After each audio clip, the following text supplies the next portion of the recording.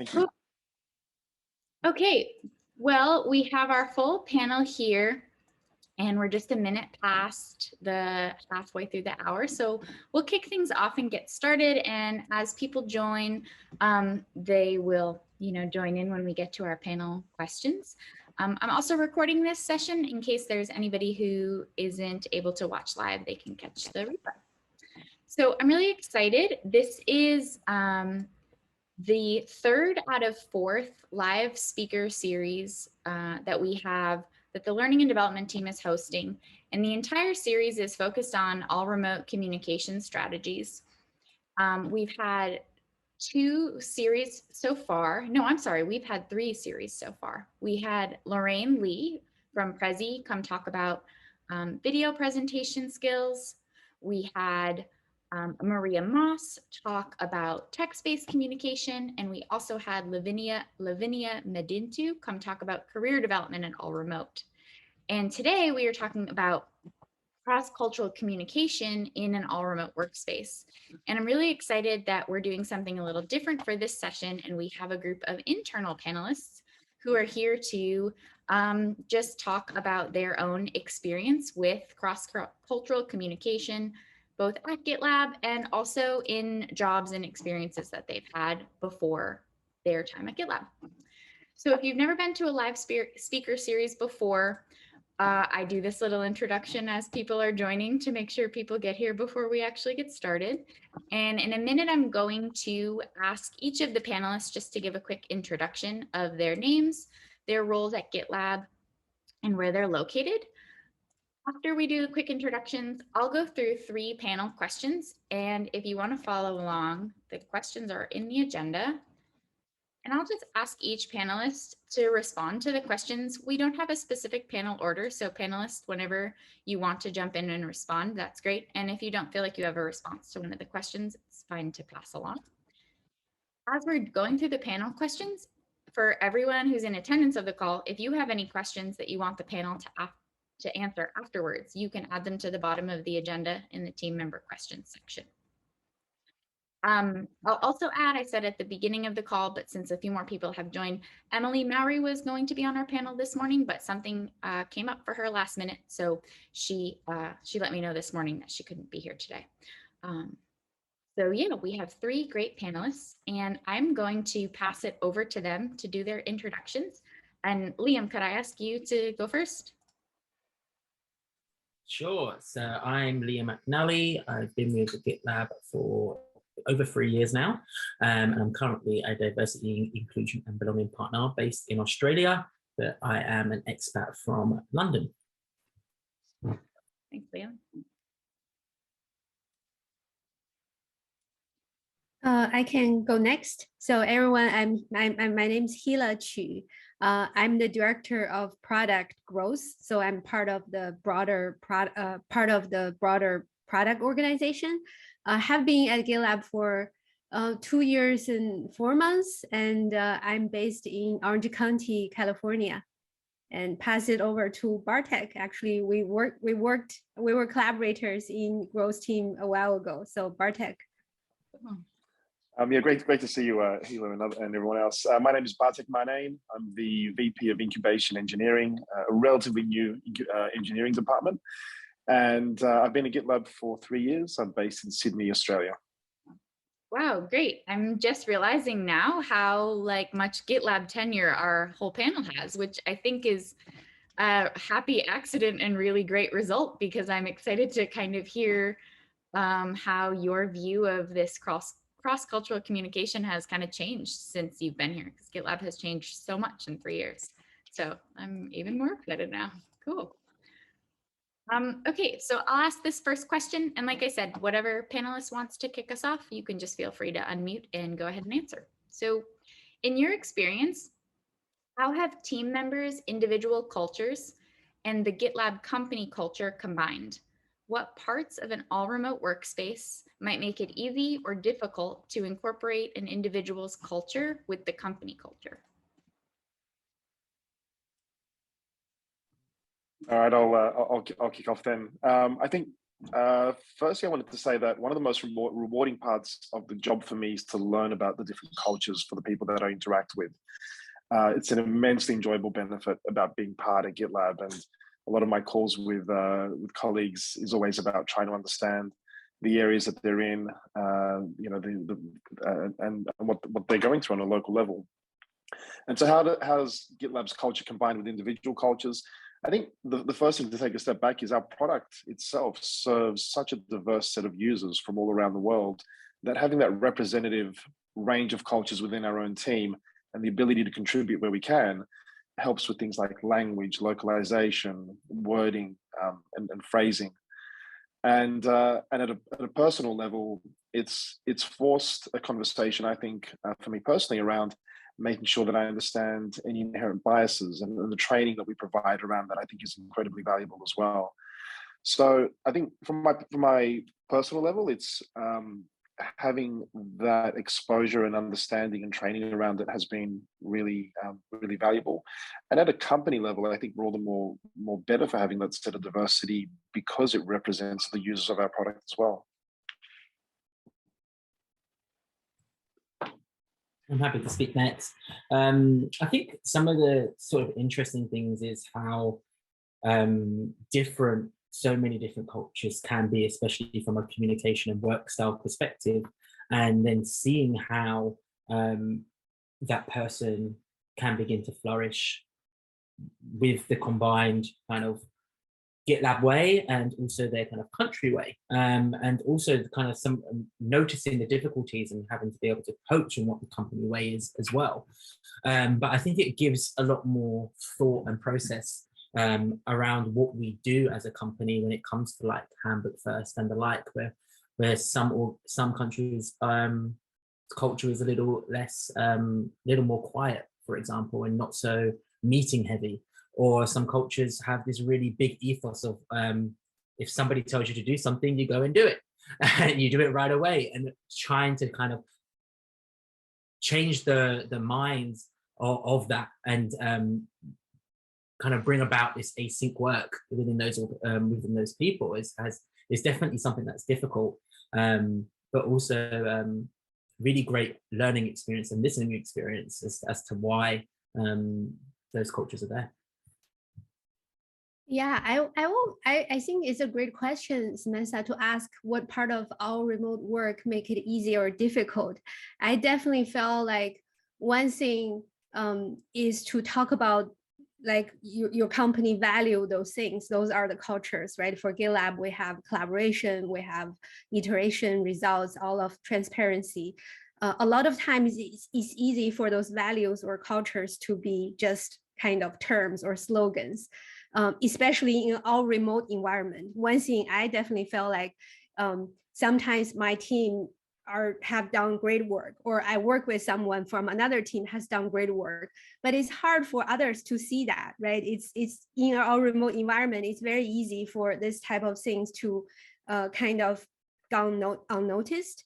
What I really liked is how we encourage the thanks, we encourage the discretionary bonus, and adding those values kind of on top of that really be kind of a role model of those culture and be role model of those values and help people understand concretely, those are the things we celebrate, those are the things we kind of want to encourage more. I think that's really smart.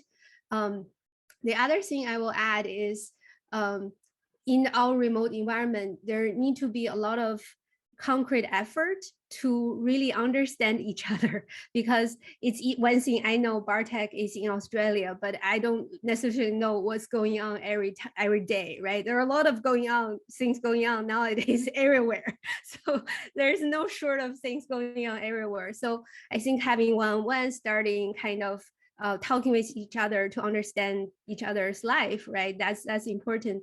And one thing we begin to do in growth team, we have a weekly meeting and we have a social question. Actually, in the very beginning, it's actually an idea from one of the team members because he did it from another meeting. And we have just some very random questions. Like, I think a few weeks ago, someone asked, what is your favorite band? And in answer to that question, I feel like I don't have a favorite band. I think, or the band I like most, nobody knows actually in those teams. So I put a random song like "My Heart Will Go On" or something. That's the one of the only songs I knew. But I think through that I get to know many team members much better at a much deeper level. And I think last week the topic is what is your most favorite and least favorite project in school. That I have a lot of answer, and everyone can relate, whether you're in Asia, you're in US, you're in Europe. There are the people who hate math, and there's also the people who hate history. So those are the two camps. But I think remote environment, you need to make those efforts to kind of spend time on those seemingly non-work related and not so important things to really get to know each other at a culture level. Yeah, that's so valuable. Thank you for sharing that.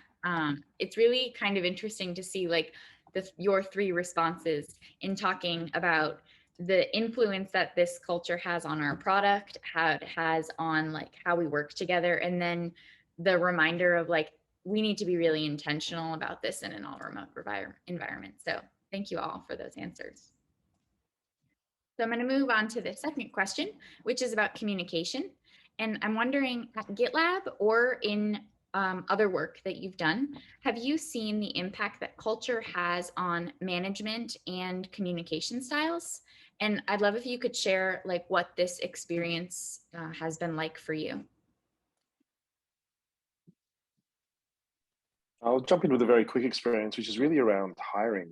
We hire from geographically diverse areas and cultures, and there's particular norms around things like cover letters. Some geographical areas, they don't use cover letters as much, whereas I might have a bias where if I don't see a cover letter, then I don't feel the candidate is as interested in the role. So having that understanding, I think, was quite important, and seeing how different candidates respond to different questions, whether they discuss more around their own personal achievements or their team's achievements. There's a sort of cultural synergy there as well. And I think in terms of communication, my view is that the manager needs to take the responsibility for adapting to the style and requirement from their employees instead of the other way around. And the way I personally do that is I regularly calibrate with my team member. Am I communicating effectively? Am I providing enough feedback? Am I being sensitive to your requirements as part of the role? Every person is different, and also every person across different cultures and environments adds that level of complexity. But I think it's our role as managers to adapt to that. Yeah, 100% agree with you, Bartek. I think one of the things, especially over the last probably year and a half, is personalization is so much more key when it comes to cross-cultural collaboration, because every person is different, and it goes right into the meaning of diversity, inclusion, and belonging, because everybody will have a different kind of style, work, background, and that's all formulated into that. So how you manage them, how you communicate them, how you work with team members is going to change on a person-to-person basis. So I always go with a kind of a personalization aspect first, and then I think also navigating the workplace in a much more kind of global context. People are going to be accented, so making sure that you communicate more clearly and concisely as well is super important, and make sure you fill up with written collaboration, but also making sure that, say in the hiring process or something like that, you aren't taking bias to that. And I used to work in agency recruitment in the past, where people would say, oh, we don't want anybody accented, or if they said we want someone with strong communication skills, and you know exactly what they meant. We have to be much more better as a society in general, and not just at GitLab, about taking away those biases, because the right person for the job could be anyone. That is not the norm. So yeah, it's definitely helped formulate some of that and really challenge bias in a really big sense. I want to share an example of myself. because I'm not a native speaker. And I think in my last company, basically we have a CEO. He's very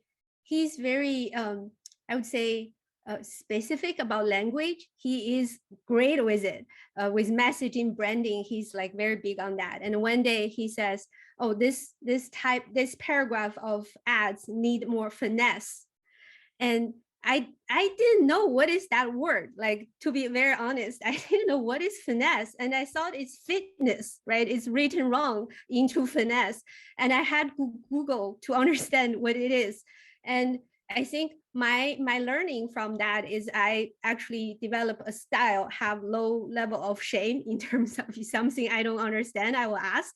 But also on the other hand, I try to be kind of, when I work with an other non-native speaker, or in general, every team member, assume positive intent and try to use simple language, kind of try to explain, right? To make sure everyone is on the same page.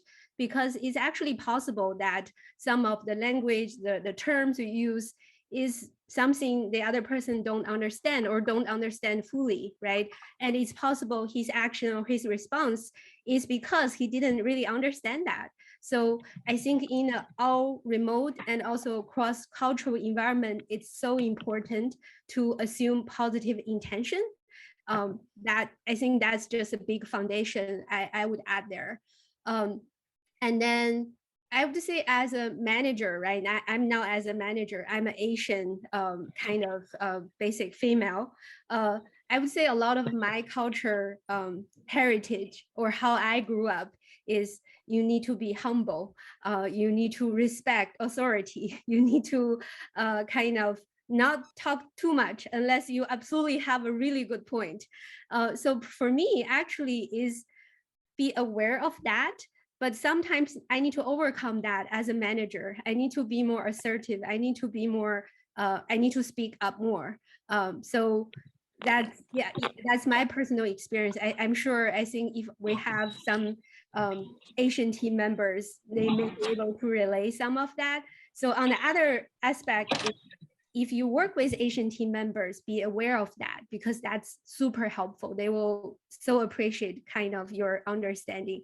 And the same goes for any other culture and any other diversified group, right? Just using that as the example. Yeah, I love that example. And I also love, Hila, how you brought up the assuming positive intent sub-value, because I think that is like, that's like my favorite thing, one of my favorite things about GitLab. And I also think it's like one of the hardest things to do, is to assume positive intent, especially when you're like alone in your own workspace without someone to necessarily bounce things off with. And I think that reminder, it goes back to what we were saying earlier about there's no way that all of us can know what's going on in the world where our coworkers are. Even if my coworker lived down the street, they might have something totally different going on in their world. And so just like being aware and giving people some like compassion when we're, wondering what's going on or if there's a problem. So I really appreciate you bringing that up. Liam, you want to add something? Yeah, that's just a really interesting point, especially around non-native English speakers, because and I've had conversations like this with other people about reading tone into text, into emails and Slack messages and things like that. And people who are non-native English speakers tend to not use slang and are much more kind of direct in their approach. And so people can read things into it, which just isn't there. So really be mindful of that when you are communicating with non-native speakers as well. And at a very very low level, I find that with my communication style, I need to keep my written communication style. I need to go back through everything I've written and change all the S's to Z's, just to make sure that we're using appropriate US English, not British English. I'd relate to that, yeah. This is such a great conversation, and I'm terrible at finding links while I'm also talking, so I'm going to find it later. But one of the other conversations we've had in this series was all about text-based communication. And I would say for almost half of that discussion, we talked about tone in text and the impact of telling yourself a story about tone that isn't there and how that influences the kind of response that you have. So I'll find the link and add it to the agenda when we're done, but I would really encourage you all to go check that out. It was with our speaker, Maria Moss, and I'm a huge Maria Moss fan. I think she's awesome. So I really suggest you all watch it. This is a great conversation. I'm really enjoying it. I'm going to move on to the last question. And before I read it out loud, just a reminder, if you have questions for the panelists, to add them to the agenda. There's already one there. So we'll get to that after this last one from me.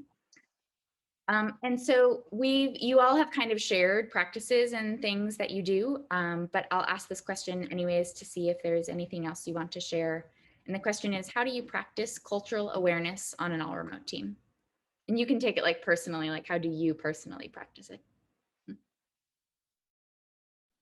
Look, I'll quickly throw something in that we used to do when I was working with Hila in the growth teams, is we'd have regular team days. And one of the items that was really popular within those team days, where we'd have remote, basically an all remote opportunity to have a social conversations with our peers. One of the most popular items was hometown travels. Tell me about your local area where you live, what's going on there. And we'd have some great presentations, drone videos, all sorts of things, foods, local recipes. I found those lots of fun.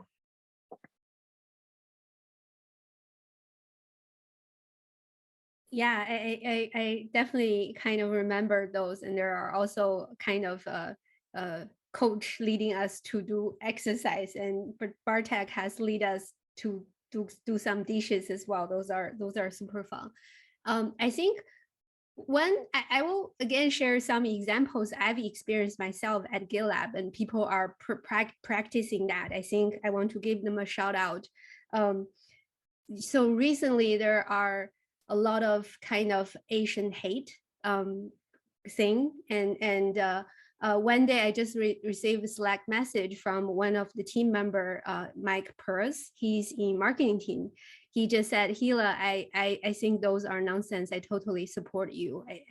I grew up in a diverse environment in Canada, and kind of I support you. And that really made me kind of feel so touched, right? Having a team member reaching out to you. I think from that I learned, like, I want to talk with, if I know something is going on, I want to reach out to that person. Sometimes you feel that's sensitive, or you don't know what's the right word to use or what's the right thing to say. But at least from my experience, by receiving that message, it doesn't, you cannot say that wrong. Like, whatever you say, that person will feel they are cared and appreciate kind of you reaching out. I think that's one. The other one is like, I think in the all-remote environment, sometimes for people who from a culture who are not speaking up all the time, it's easy for them to get lost in kind of very intensive meeting, right? So there were cases when I'm in a big meeting, I'm adding an item in a discussion topic, but the conversation was so heated and it just go past my item, go to the next person. And I have a team member in product, David DeSanto. He often just kind of pause the conversation when it's his turn and say, hey, let's go back to Hila's point. And I certainly appreciate that as well. I think a lot of time is those small things kind of show that you care, you respect other cultures, you try to kind of make a more diverse and inclusive places for all your team members. Awesome. Yeah, a lot of the same, really. And I think I kind of try to practice what I preach as a div partner, allyship, and ensuring that I'm present. And I'm in a fortunate position where I have to be present in a lot of the TMRGs, but that's something that everybody can do in kind of building some of that allyship and going to the Latinx or the minorities in tech or the LGBTQ plus TMRGs and the like, to really kind of understand and listen. And that's what I think is the key part, is listening and then asking the right questions, because there's always going to be commonalities. And I think that's it's a misconception that then, you know, you have to be from the same place or something from the same region. Yes, there's some places where you just get an immediate common ground, but sometimes it's a little bit more work, and you should be able to do that and get that out there.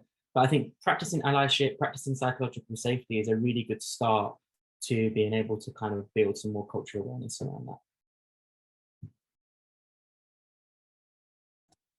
Thank you so much. This was great. I feel like the reminder to practice allyship is like really like the theme here, and that we can all become more supportive and culturally aware of the experiences that our team members are having by really being willing to be allies. So this is really wonderful. I'm going to move on to the Q&A. So if you have questions for the panelists, feel free to add them. I'm going to pass it over to Shari if they're on the call to voice their question. Yes, that's me.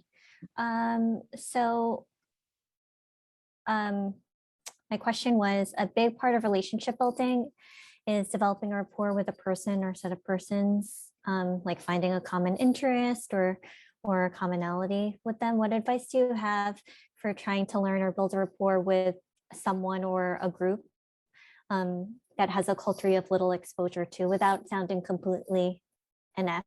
And you know, I'm Asian myself, and luckily I grew up in New York, so I have a lot of exposure to different ethnic backgrounds and different diverse cultures. So I haven't had as much problem, but when I moved to Seattle, I did, because I felt more of a minority here. So it's been more prevalent now in recent years. So just any tips other than small talk, and then also just like to preface, I'm Asian, but I'm Filipino. So culturally, I affiliate more closely with Spanish culture versus other Asian cultures, just because I have a lot of the same like language, words, like religion and food. And so I joined the Latinx group, but I felt weird because I'm not Latina, but I feel like I can contribute to the conversation, but I just don't. It's just weird. And then I'm in the API one, and I feel like I don't always belong there either. So.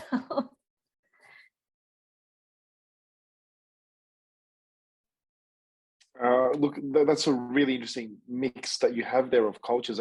My initial answer to this probably isn't entirely relevant, but what I try to do, in particularly in areas that I'm not very informed about, is I look for local news articles about positive news. So whether there's been sporting success, whether there's been particularly good breakthroughs or things that a nation or area can feel quite proud of, then I try to research those.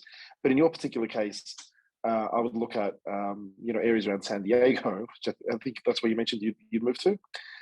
Which wouldn't have been at all relevant to the Filipino and Latin culture that you identify with. So I think that would really come out through a series of conversations. I can't even imagine within the first one or two conversations being able to entirely understand and grasp how that cultural background impacts you. So I think what I will do personally is be quite open and honest and say that this is not an area that I have a lot of understanding about, but I'd love to learn. Thank you. Yeah, I'm in Seattle, which is up north. It's Seattle. Sorry, I yeah. heard San Diego, but yes. I have a team member in my team. Actually, I think she shares very similar culture background. So I may introduce her to you if you are open to. I think at least you can find some kind of people who have similar background. I think in terms of, are you talking about more at work, how to build that relationship, or in general? Both. Like, for example, I seeked out a coffee chat. I'm a new hire. I started in January. I did a coffee chat with, during the beginning. And one of the questions that person asked me was,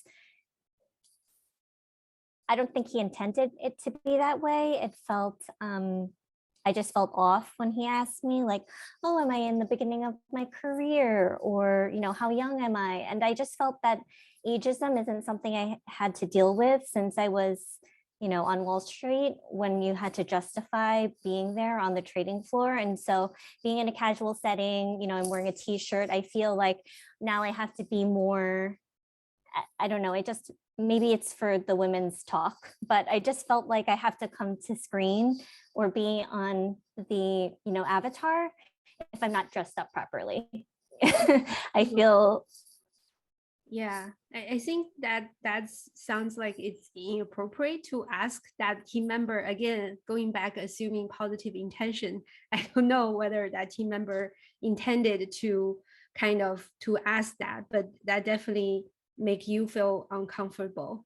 I think it's probably, I would think there are a lot of people who will share similar background and kind of understand you. I would start from there, right? Kind of build within your team and within the surrounding team, finding a group of people who kind of can really share your background, understand your ethnicity, kind of building that first, and then work on the bigger group. I think that's a great way. I wish we can do in-person contribute soon, because I think that will really, meeting someone in person will solve a lot of problems or challenges. Yeah, thank you.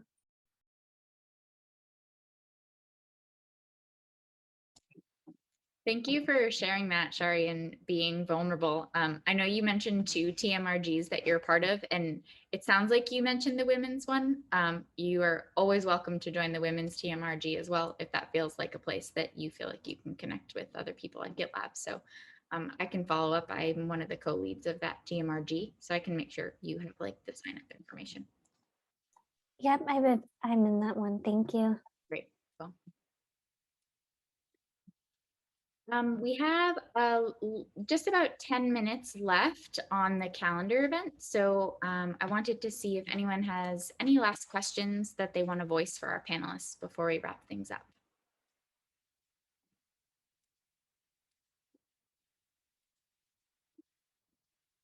Cool.